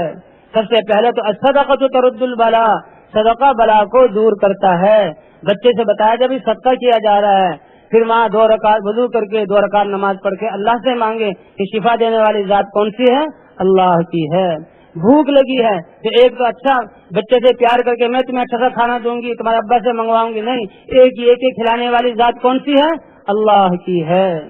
جی ہاں، اسی لیے اللہ نے یہ دعائیں بتلائی ہیں، بچوں کو دعائیں سکھلانا، سونے کی، جاگنے کی، کھانے پر بیٹھنے کی، کھانے سے فارغ ہونے کی، گھر میں داخل ہونے کی، گھر سے نکلنے کی، اور ہم خود بھی مسنون دعاؤں کا اہتمام کریں۔ یہ دعائیں کس لیے ہیں؟ کہ مسلمان ہر موڑ پر ایک حال سے دوسرے حال کی طرف منتقل ہوتے ہوئے دعا کے ذریعے اللہ سے اپنے معاملے کو تازہ کرتا ہے۔ سویا ہے تو اللہم بسمک اموت و احیا، اے اللہ میں نیند میں جا رہا ہوں، موت میں جا رہا ہوں، سنانا بھی تو نے ہے، زندہ بھی تو نے کرنا ہے، تیرے ہی نام پر میں سوؤں گا اور تیرے ہی نام پر جو ہے میں اٹھوں گا، اپنی قدرت سے تو اٹھائے گا۔ اب سونے لگا ہے تو اللہ سے اپنے تعلق کا اظہار تجدید کر رہا ہے، اور جب اٹھتا ہے تو الحمدللہ الذی احیانا بعد ما اماتنا، پھر اللہ سے تجدید کرتا ہے۔ کافر اس کے سامنے تو نہ آخرت ہے نہ وہ اللہ کو جانتا ہے، اس کا کوئی مقصد ہی نہیں ہے، جب سونا چاہا سو گیا، اٹھا اٹھ گیا، چل پڑا، بھوک لگی کھانا کھا لیا، اور ضرورت پیش آئے تو اس کے پورا کرنے میں لگ گیا۔ لیکن مسلمان کیا ہے؟ مسلمان تو لا الہ الا اللہ والا ہے، وہ تو ہر موڑ پر اور ہر حال پر اللہ سے اپنے تعلق کی تجدید اور معاملے کی تجدید کرتا ہے۔ سونے لگا ہے تو اللہ کا نام، اٹھنے لگا ہے تو اللہ کا نام، کھانا کھانے کے لیے بیٹھا ہے تو پھر بسم اللہ اللہ کے نام سے، اور جب کھانے سے فارغ ہوا الحمدللہ الذی اطعمنا وسقانا وجعلنا من المسلمین، کپڑے پہنے ہیں تو الحمدللہ الذی کسانی ھذا من غیر حول منی ولا قوہ۔ تو بھئی ہم خود بھی ہر وقت جہاں دعاؤں کا اہتمام کریں، اور بچے ان کے ذہن صاف ہوتے ہیں، خاص طور پر بچوں کو یہ دعائیں موقع موقع کی دعائیں سکھلائیں، موقع موقع کی دعائیں سکھلائیں۔ کہ حضور صلی اللہ علیہ وسلم کھانا کھا رہے تھے، ایک باندی سامنے سے گزری تو حضور ایسی تواضع سے کھانا کھا رہے تھے کہ وہ باندی حیران ہوگی، چیخ پڑی کہ یہ تو ایسے کھانا کھا رہے ہیں جیسے کہ بندہ غلام کھانا کھاتا ہے۔ کہاں ہاں میں اپنے رب کا بندہ ہوں، میں اللہ کا غلام ہوں۔ تو وہ بچوں کی دینی تربیت کرنا، بچوں کے ذہن میں بٹھانا کہ دیکھو تم مسلمان ہو، تم اللہ کے بندے ہو، تم حضور صلی اللہ علیہ وسلم کی امت میں ہو، اور ساری امت کی انسانیت کی ذمہ داری تمہارے اوپر ہے۔ صحابہ کرام نے اپنے بچوں کی تربیت ایسی ہی کی تھی۔ غزوہ بدر کے موقع پر حضرت عبد الرحمن ابن عوف رضی اللہ تعالی عنہ حضور صلی اللہ علیہ وسلم کے ساتھ ہیں، فرماتے ہیں بڑی خوف کا زمانہ تو وقت تھا، بڑے جہاں خطرناک حالات تھے، ہم تو جنگ کے لیے نکلے ہی نہیں، اللہ نے ایسی جگہ پر پہنچا دیا کہ سامنے 1000 کافر مسلح ہو کر آئے۔ تو میں سوچ رہا تھا کہ بھئی اس حالت میں میرے دائیں بائیں کون لوگ ہیں، تاکہ اگر مضبوط لوگ ہیں تو وہ میری مدد کریں۔ میں نے دائیں طرف دیکھا تو ایک چھوٹا سا بچہ، اب جو اس کی طرف دیکھا میں یہ بچہ میری مدد کیا کرے گا، یہ تو خود ہی حفاظت کا محتاج ہے۔ میں اس کے بارے میں یہ سوچ رہا تھا کہ اس نے میرا کندھا ہلایا، اور کندھا چچا جان کہ جی بیٹا آپ ابو جہل کو جانتے ہیں، اللہ کے دشمن ابو جہل کو جانتے ہیں؟ کہ کیوں؟ کہ میں نے یہ سنا ہے کہ وہ اللہ اور اللہ کے رسول کا دشمن ہے، اور وہ اللہ اور اللہ کے رسول کے بارے میں گستاخی کرتا ہے۔ میں نے گھر سے نکلتے ہوئے ارادہ عزم کیا ہوا ہے، یا آج اس کو قتل کر دوں گا یا میری جان میرے جسم سے نکل جائے گی۔ اس کی بات سن کر میں بڑا حیران ہوا۔ پھر میں نے کہا بائیں طرف دیکھوں کون ہے کوئی میری مدد کرنے والا، تو وہ بھی چھوٹا بچہ ہے۔ میں نے کہا یہ بھی کوئی بجائے میری مدد کرنے کے، یہ تو خود مدد کا محتاج ہے۔ میں یہی سوچ رہا تھا تو اس نے بھی میرا مونڈا ہلایا، اور ہلا کر کہا چچا جان آپ نے ابو جہل کو دیکھا ہے؟ کہا کیوں؟ کہا میں نے اپنی ماں سے سنا ہے کہ وہ اللہ کے رسول کا دشمن ہے، اور ہمارے نبی صلی اللہ علیہ وسلم کی شان میں گستاخی کرتا ہے۔ میں بھی یہ عزم لے کر نکلا ہوں، یا آج اس کو ختم کر دوں گا یا میری جان اللہ کے راستے میں چلی جائے گی۔ حضرت عبدالرحمن بن عوف کہتے ہیں ان دو چھوٹے بچوں کے ان جذبات کو دیکھ کر میں حیران ہو گیا کہ یہ کس نے جذبات پیدا کیے، کہاں سے ہوئے؟ یہ گھر کی تربیت سے۔ فرماتے ہیں اتنی دیر میں ابو جہل مجھے نظر آیا اور وہ صفوں کو سیدھا کر رہا تھا، بہت بڑے گھوڑے پر سردار تھا۔ میں نے کہا دیکھو تمہارا مقصود وہ ہے جو سامنے ہے۔ تو دونوں بچے ایسے اس کی طرف دوڑے جیسے کہ شاہین اور باز اپنے شکار کی طرف دوڑتا ہے۔ ایک نے اس کے گھوڑے پر حملہ کیا اور ایک نے اس کی ٹانگ پر حملہ کیا۔ ابتدائی طور پر ان دونوں نے ابو جہل کو جو باطل کا سرغنہ تھا اس کو گھوڑے سے گرا کر زخمی کر دیا۔ تو یہ جذبات سیکھنے کے لیے کہاں سے ملے؟ گھر سے۔ صحابہ کرام اپنے بچوں کی تربیت اس طرح کرتے تھے کہ وہ سمجھتے تھے کہ ہماری زندگی تو اللہ کے دین کو دنیا میں زندہ کرنے کے لیے ہے۔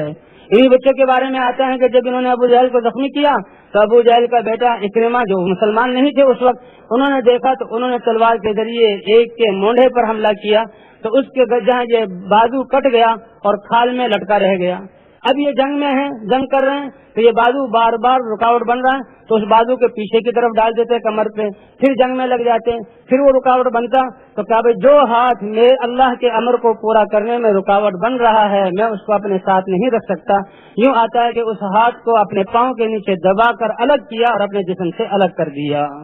کہ جو اللہ کے راستے میں رکاوٹ بنے وہ میرے ساتھ رہ نہیں سکتا۔ تو بھائی اسی طرح اپنے بچوں کی دینی تربیت کرنا، گھر کے اعمال میں روزانہ دین کی زندہ کرنے کی فکر ہو، تعلیم کے حلقے ہوں اور بچوں کی دینی تربیت ہو اور گھر کا ہر فرد دین کی دعوت دینے والا بنے، مرد بھی دعوت دینے والے، عورتیں بھی، حتیٰ کہ جو بوڑھی اپاہج عورت ہے اس کو بھی یہ سمجھانا کہ اماں جان تم حضور صلی اللہ علیہ وسلم کی امت میں ہو اور حضور صلی اللہ علیہ وسلم کی امت میں ہونے کی وجہ سے سارے دنیا کے دین کی فکر کرنا تمہارے ذمہ ہے، تو لہذا آپ چارپائی پہ پڑی آپ کی زبان سے جو کلمات نکلیں، اے اللہ حضور کی امت کو ہدایت عطا فرما، اے اللہ حضور کی امت کو حضور کی محنت پر کھڑا فرما، یہ دعائیں عرش تک جائیں گی اور اس بڑھیا کی یہ دعائیں ہدایت کے اترنے کا ذریعہ بنیں گی۔ اور اس بڑی اماں سے ملنے کے لیے پوتے نوازے جو بھی آئے تو یہ ہر ایک کو سمجھائے دیکھو میرے بچوں ہمیں اللہ نے دنیا میں بھیجا ہے، اللہ نے بھیجا ہے دنیا میں اور ہمیں حضور کی امت میں بنایا ہے، اللہ نے ہمیں کلمہ عطا فرمایا ہے، اس امت میں پیدا کر کے اللہ نے ہمیں ذمہ داری دی ہے کہ ہمیں ہمارے ذمے سارے انسانوں کے بارے میں فکر کرنا اور حضور کی محنت کو حضور کے طریقے پر ادا کرنا۔ تو یہ دنیا سے جاتے جاتے اپنے آخری ایام میں ان آنے والوں کو اس بات کی دعوت دے کر انسانیت کی ہدایت کا ذریعہ بن سکتی ہے۔ تو گھر کے ہر فرد کو دین کا داعی بنائیں گے نا انشاءاللہ۔ ہاں نمازوں کا اہتمام ہو، گھر میں نمازوں کا اہتمام نمازوں کے اوقات لکھ کر گھر میں لٹکائے جائیں۔ اور صحابہ کرام کے زمانے میں ان کے گھروں میں ایک جگہ متعین ہوتی تھی جس کو گھر کا مصلی نماز پڑھنے کی جگہ کہتے تھے اور مستورات وہاں آ کر نماز پڑھا کرتی تھی۔ تو بھائی ہم بھی ایک کوئی کمرہ ہو، کوئی چبوترا سا ہو، کوئی کونا ہو، تھوڑا سا نشان لگا دیں اور اس کو پاک صاف رکھیں، مصلی وہاں بچھا دیں اور گھر کی مستورات وہاں پر آ کر نمازوں کا اہتمام کریں۔ پانچوں نمازوں کے وقت میں وہ وہاں آئیں اور ہر نماز کے بعد کوئی نہ کوئی عمل، کسی نماز کے بعد 6 نمبروں کا مذاکرہ ہو رہا ہے، کسی نماز کے بعد تعلیم ہو رہی ہے، کسی نماز کے بعد جہاں تلاوت اور ذکر ہو رہا ہے اور کسی نماز کے بعد کوئی عمل ہو رہا ہے، ہر جگہ ہر نماز کے بعد کوئی نہ کوئی عمل ہو، اس بات کی کوشش کی جائے۔ تو یہ کریں گے نا انشاءاللہ۔ ہاں نماز اور گھروں میں اعمال کے ذریعے اللہ سے ایمان اور اعمال کے ذریعے اپنی حاجات کو پورا کروانا۔ جب بھی کوئی حاجت پیش آئے فوراً نماز کی طرف۔ حضور صلی اللہ علیہ وسلم کی سنت مبارکہ تھی کلما حزبہ امر فزع الی الصلاۃ، جب بھی حضور صلی اللہ علیہ وسلم کو کوئی امر پیش آتا آپ نماز کی طرف دوڑتے۔ ایک صحابی اپنے باغ میں آئے، دیکھا کہ باغ خشک ہو رہا ہے اور باغ کو پانی پلانے کی ضرورت ہے، کوئی چشمہ نہیں ہے، کوئی نہر نہیں ہے، اپنے خادم سے کہا بھائی لوٹا لے آؤ اور مصلی، وضو کیا اور وضو کر کے 2 رکعت نماز پڑھی اور نماز پڑھنے کے بعد اللہ سے مانگا اور مانگنے کے بعد دیکھو بھائی اللہ نے کوئی نظام کیا، کچھ نظر آ رہا ہے آسمان پر، اس نے کہا جی کچھ نظر نہیں آ رہا، پھر دوبارہ نماز پڑھی، اللہ سے مانگا، پھر دوبارہ اس سے کہا، پھر 6 بارہ نماز پڑھی، پھر اس سے کہا، اس نے کہا ہاں ایک بادل کا ٹکڑا پرندے کے ایک پر کی طرح ایک بادل سے نظر آ رہا، کہ بس میرے اللہ نے میری دعا قبول کر لی۔ اور اتنے میں وہ بادل آیا اور ان کے باغ پر جو ہے وہ پھیلا اور موسلادھار بارش ہوئی، سارا باغ سیراب ہوا۔ صحابی کہتے ہیں کہ پھر میں اپنے گھوڑے پر چڑھا اور میں نے اپنے باغ کو دیکھا تو سارا کا سارا باغ اللہ نے اپنی قدرت سے سیراب کر دیا۔ تو بھئی اعمال کے ذریعے اپنی حاجتوں کو پورا کروانا، اس میں ہم نے اپنے گھروں کا ماحول بنانا ہے۔ تو بھئی اس کی کوشش کریں گے نا انشاءاللہ۔ جی ہاں، تو یہ گھروں کے اعمال ہیں. ان اعمال کے ذریعے ہمیں اپنے گھروں کو مسجدوں کی شاخ بنانا ہے. مسجد میں بھی حضور صلی اللہ علیہ وسلم کی محنت کے اعمال زندہ ہوں، ہمارے گھروں میں بھی حضور صلی اللہ علیہ وسلم کی محنت کے اعمال زندہ ہوں. گھروں میں بھی قرآن پاک کی تلاوت کا اہتمام کیا جائے. جو حفاظ کرام ہیں وہ 3 پارے روزانہ پڑھیں، جو حافظ نہیں ہے کم از کم 1 پارہ روزانہ پڑھیں، اور جس کو قرآن پڑھنا نہیں آتا وہ بھی آپ 20 منٹ، آدھا گھنٹہ، پونا گھنٹہ روزانہ قرآن کے پڑھنے پر لگائیں.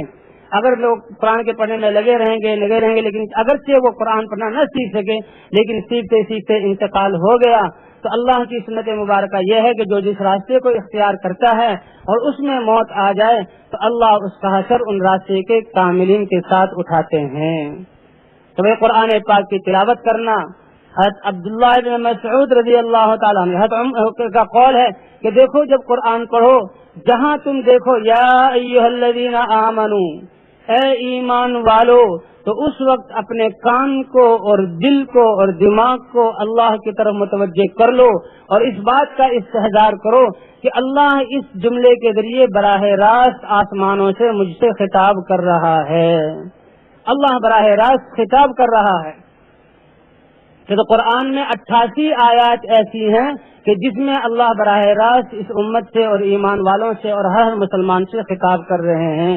کتنی بڑی شرافت اور کرامت کی بات ہے کہ اللہ نے ہمیں یہ قرآن عطا فرمایا. تو قرآن پاک کی تلاوت کا اہتمام، اسی طرح ذکر کا اہتمام. جہاں ہم نے دعاؤں کا اہتمام کرنا ہے تو ذکر کا بھی. تو یہ 3 تسبیحات ہیں، سبحان اللہ، الحمدللہ، لا الہ الا اللہ، اللہ اکبر. وقت فارغ کر کے باوضو ہو کر قبلہ رخ ہو کر ان کے معنی سوچنا اور معنی سوچتے ہوئے اللہ کی طرف توجہ دھیان. ذکر کا مقصد کیا ہے کہ 24 گھنٹے اللہ کا دھیان ہمیں نصیب ہو جائے. اس محنت کے کرتے ہوئے اللہ میرے ساتھ ہے، اللہ مجھے دیکھ رہا ہے اور اللہ مجھے سن رہا ہے. بھائی جس کے ساتھ اللہ ہو تو اس کی کسی چیز کی کمی رہ گئی؟ حدیث پاک میں آتا ہے، حدیث قدسی ہے، یا ابن آدم ان وجدتنی وجدت کل شیء، اے ابن آدم اگر تو نے مجھے حاصل کر لیا تو ہر چیز کو پا لیا. وَأَنَا خَيْرٌ لَكَ مِنْ كُلِّ شَيْءٍ، اور اے ابن آدم میں ساری کائنات کی چیزوں سے تیرے لیے بہتر ہوں. وَإِنْ فَقَدْتَنِي فَقَدْتَ كُلَّ شَيْءٍ، اگر تو نے مجھے گم کر دیا تو ساری چیزیں تو نے غائب تجھ سے گم ہو گئی، ساری چیزیں تیرے ہاتھ سے چلی گئی، کیونکہ ساری کی ساری چیزیں کس کی ملکیت ہیں؟ اللہ کی ملکیت ہیں.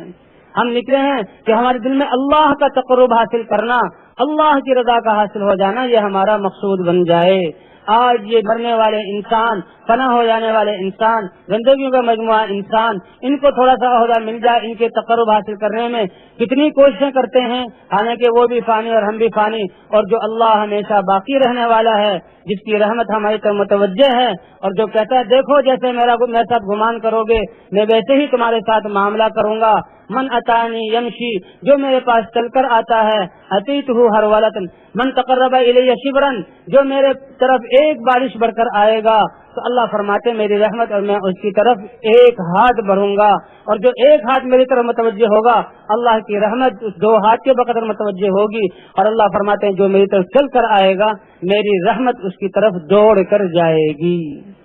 میری رحمت اس کی طرف دوڑ کر جائے گی. تو اللہ کا ذکر کرنا، ذکر کرتے ہوئے سبحان اللہ، اے اللہ تیری ذات ہر کھوٹ سے، ہر عیب سے، ہر کمی سے پاک ہے. الحمدللہ، ساری کی ساری بڑائیاں، کمالات، تعریفیں اور خوبیاں صرف اور صرف اے اللہ تیری ذات کے لیے ہیں. اللہ اکبر، اے اللہ آپ ہمارے تصور، ہماری عقلوں، ساری انسانوں کی سمجھ کو جمع کر لیا جائے پھر بھی آپ کی بڑائی کا ہم ادراک نہیں کر سکتے. آپ ہر چیز سے بڑے ہیں کہ اللہ نے 7 آسمان بنائے، 7 آسمان فرشتوں سے بھرے ہوئے ہیں، اور فرشتوں میں اللہ نے طاعت کا مادہ رکھا ہے. جب سے فرشتوں کو اللہ نے پیدا کیا، کوئی قیام میں ہے تو قیامت تک قیام میں رہے گا، کوئی رکوع میں ہے قیامت تک رکوع میں رہے گا، کوئی سجدے میں ہے قیامت تک سجدے میں رہے گا، اور وہ اس عبادت کو چھوڑتے نہیں. اور جب قیامت آئے گی اسی حال میں ان کا انتقال ہوگا. لیکن قیامت کے دن جب اللہ کے دربار میں فرشتے حاضر ہوں گے تو ایک کتاب میں نے پڑھا، وہ فرشتے کہیں گے اے رب العالمین ما عبدناک حق عبادتک وما عرفناک حق معرفتک. اے اللہ جیسے تجھے پہچاننے کا حق تھا ہم ویسے نہ پہچان سکے، اور جیسے تیری عبادت کرنے کا حق تھا اے اللہ ہم تیری عبادت ویسے نہ کر سکے. تو اس لیے اللہ کی بڑائی کو سوچنا، پھر حضور صلی اللہ علیہ وسلم کی دعائیں اور قربانیوں کو سوچ کر درود، اے اللہ ہمارے نبی صلی اللہ علیہ وسلم جو ہمارے لیے راتوں کو روئے اور ہمارے لیے قربانی کی، اے اللہ ہم ان کے احسانات کا بدلہ نہیں دے سکتے، تجھ ہی سے اس درود شریف کے ذریعے سے مانگتے ہیں کہ اپنی شایان شان تو ہمارے نبی صلی اللہ علیہ وسلم کو ان کی محنتوں کا، احسانات کا بہترین بدلہ عطا فرما۔ تو بھائی اہتمام کریں گے نا انشاءاللہ تیسرے کلمے کا اور درود شریف کا بھی۔ اب استغفار کا اہتمام،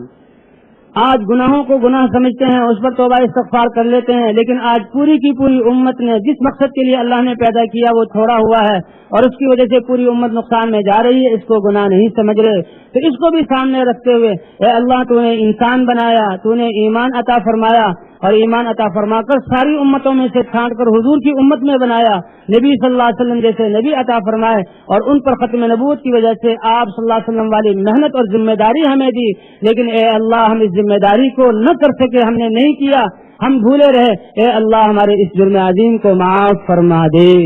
تو اس پر توبہ استغفار کریں گے نا انشاءاللہ، اور آئندہ کے لیے عزم کریں کہ انشاءاللہ آئندہ ہماری ہر زندگی کا ہر لمحہ اور اللہ کی دی ہر صلاحیت یہ اللہ کی پہچان کروانے میں اور حضور صلی اللہ علیہ وسلم کی محنت کو لے کر کوئی دنیا میں جانے میں صرف ہوگی۔ تو بھائی اس لیے استغفار کریں، استغفار کا اہتمام، استغفار میں تو بہت ہی اللہ کی رحمتیں ہوتی ہیں۔ حدیث پاک میں آتا ہے من لزم الاستغفار جعل اللہ له من كل ضيق مخرجا، کہ جو استغفار کو لازم پکڑ لے گا اللہ ہر تنگی میں سے اس کے لیے کشادگی نکالیں گے اور اس کے لیے راستہ نکالیں گے۔ ومن كل هم فرجا، اللہ ہر رنج اور غم سے اللہ اس کو راحت عطا فرمائیں گے۔ تو بھائی استغفار، خود بھی توبہ استغفار میں لگیں، ایک ایک مسلمان کو توبہ استغفار میں لگائیں کہ آج تک جو حضور صلی اللہ علیہ وسلم کی محنت نہیں کی، یہ ہم نے بہت بڑا جرم کیا، اس کا احساس کرتے ہوئے روتے ہوئے اللہ سے معافی مانگنا۔ تو معافی مانگیں گے نا انشاءاللہ کہ جو استغفار کو لازم پکڑے گا اللہ ہر تنگی سے اس کے لیے کشادگی نکالیں گے اور اللہ ہر رنج اور غم سے اس کو خوشی عطا فرمائیں گے اور اللہ ایسی جگہ سے رزق عطا فرمائیں گے جہاں سے اس کا وہم و گمان بھی نہ ہو، جہاں اس کا وہم و گمان بھی نہ پہنچ سکے، اللہ ایسی جگہ سے اس کا رزق عطا فرمائیں گے۔ تو بھئی ہمارا رنج اور غم کیا ہو جو حضور صلی اللہ علیہ وسلم کا رنج اور غم تھا، اے اللہ اگر ہدایت نہ ملی تو دنیا میں بھی ناکام اور آخرت میں ہمیشہ کی زندگی میں ناکام، اے اللہ تو ہمیں اور ساری انسانیت کو ہدایت عطا فرما، یہ ہمارا غم اور رنج بن جائے، یہ ہمارے جہاں یہ ہر وقت کا فکر بن جائے، اور پھر اس کی بنیاد پر ہم استغفار کریں گے تو اللہ تعالیٰ ہدایت کے فیصلے فرمائیں گے اور اللہ تعالیٰ ہمارے لیے اس محنت کے راستے کھولیں گے۔ بھائی انشاءاللہ ان چیزوں کا اہتمام فرمائیں گے نا جی، ان اعمال کا اہتمام، مسجدوں کو اور اپنے گھروں کو اور اپنی جگہوں کو ان اعمال سے آباد کریں گے نا جی انشاءاللہ۔ ہاں مسجدوں کو بھی حضور صلی اللہ علیہ وسلم کی محنت کے اعمال کے ذریعے ہماری مسجد کا تعلق مسجد نبوی سے ہو، انہی اعمال کو ہم اپنے گھروں میں چالو کر کے ہمارے گھر اور ہمارے بازاروں میں چالو کر کے ہمارے گھر ہمارے بازار ہماری مسجدوں کی شاخیں ہوں، اور وہی پھر اللہ سے راتوں کو اٹھ کر اللہ سے مانگنا، اللہ کے سامنے گڑ گڑانا کہ اے اللہ تو ہمیں اور ساری امت کو پوری انسانیت کو اے اللہ تو ہدایت عطا فرما اور پوری امت کو حضور صلی اللہ علیہ وسلم والی محنت کے لیے قبول فرما اور ہم سب کو حضور صلی اللہ علیہ وسلم کے طریقے پر محنت کرنے والا بنا دے۔ تو فرمائیں گے بھائی انشاءاللہ، اس کے لیے کہتے ہیں کہ ہم اپنے آپ کو سارے عالم کا ذمہ دار، سارے عالم کی نیت کریں اور سارے عالم کے لیے ہم فکر کریں اور سارے عالم کے لیے دعا کریں۔ اللہ نے 3 قوتیں انسان کو ایسی دی ہیں، ان 3 قوتوں کے ذریعے سارے عالم کا ثواب لے سکتا ہے، ان 3 قوتوں کے ذریعے سارے عالم پر اپنی محنت کا اثر پہنچا سکتا ہے۔ سب سے پہلی قوت نیت کی ہے کہ ہم کون ہیں، ہم تو سارے عالم کے لیے ہیں، ہم حضور صلی اللہ علیہ وسلم کے امتی ہیں، سارے عالم کی انسانیت کی ذمہ داری ختم نبوت کی وجہ سے اور نیابت نبوت کی وجہ سے ہماری ذمہ داری ہے، تو پورے عالم کی نیت کر لی ہے انشاءاللہ۔ اور دوسرا بھائی فکر کے ذریعے کہ ہر وقت اے اللہ تیرا یہ دین اور تیری رضا والی محنت سارے عالم میں کیسے زندہ ہو جائے، اس کے لیے فکر فرمانا، جو فکر کرے گا اللہ اس کام کے لیے اس کو قبول فرمائیں گے، اس کام کی باریکیاں اس پر کھولیں گے۔ اور تیسرے بھی سارے عالم کے لیے دعا کرنا، جب بھی دعا کریں سارے عالم کے لیے، یہ وہ امت وہ ہے جس کے لیے حضور صلی اللہ علیہ وسلم راتوں کو اٹھ کر دعا کیا کرتے تھے۔ حضرت عائشہ رضی اللہ تعالیٰ عنہ کو حضور نے ایک عمل میں دیکھا تو خوش ہوئے، کہا اے عائشہ مانگو کیا مانگتی ہو؟ تو حضرت عائشہ نے دیکھا حضور صلی اللہ علیہ وسلم خوش ہیں تو دعا کا مطالبہ، یا رسول اللہ میرے لیے دعا کر دیجیے۔ تو हुजूर सल्लल्लाहु अलैहि वसल्लम ने दुआ की, ए अल्लाह मेरी इस आयशा के सारे गुनाहों को माफ फरमा, अगले और पिछले गुनाहों को माफ फरमा, जानबूझ कर किए हों और जो भूले सके सबको माफ फरमा। हजरत आयशा रजी अल्लाह तआला अन्हा बहुत खुश हुई और खुशी के मारे झूम रही थी और झूमने की ऐसा कसर हुजूर सल्लल्लाहु अलैहि वसल्लम की रान मुबारक को लग रहा था। ए आयशा तुम मेरी इस दुआ से खुश हैं? या रसूल अल्लाह क्यों ना खुश हूँ, आप अल्लाह के नबी अल्लाह के हबीब, आपने ये मेरे लिए दुआ कर दी। फरमाया आयशा इन्नहा लदावती ली उम्मती अक़बा कुल्ली सलातिन, ए आयशा तूने तो मांगा, मांग और तुम मेरी बीवी हो, मांगने के बाद दुआ की, और मैं तो अपनी उम्मत के लिए दुआ हर नमाज के बाद करता हूँ, हर नमाज के बाद करता हूँ। उलमा फरमाते हैं अगर नमाज से मुराद फर्ज नमाज है तो हुजूर सल्लल्लाहु अलैहि वसल्लम पांचों नमाजों के बाद उम्मत के लिए दुआ कर रहे हैं, और अगर इस नमाज से मुराद फर्ज और नफल है तो फिर तो हुजूर सल्लल्लाहु अलैहि वसल्लम कितने नफल पढ़ते थे, कितनी आपकी सुन्नतें हैं, और पांचों फराइज, तो रोजाना कितनी दुआ करते थे। तो वे हम भी हुजूर सल्लल्लाहु अलैहि वसल्लम की इत्तिबा में पूरी उम्मत के लिए और पूरी इंसानियत के लिए दुआ करें, तो दुआ करेंगे ना इंशाअल्लाह। तब हाँ अपने आप को पूरा आलम का जिम्मेदार समझते हुए हम हमने आइंदा की जिंदगी गुजारनी है, और जो जिंदगी इससे गफलत में गुजरी है उससे तौबा और इस्तिग़फ़ार करना है। अल्लाह ताला हमारी पिछली कमी कोताहियों को माफ फरमाए, और अल्लाह ताला आइंदा की जिंदगी हुजूर सल्लल्लाहु अलैहि वसल्लम की मेहनत को अपनी जिंदगी का मकसद बनाकर और उस मेहनत को हुजूर के तरीके पर करने की तौफीक अता फरमाए, और अल्लाह हमारी इस मेहनत को सारे आलम में हिदायत के उतरने का जरिया बना दे।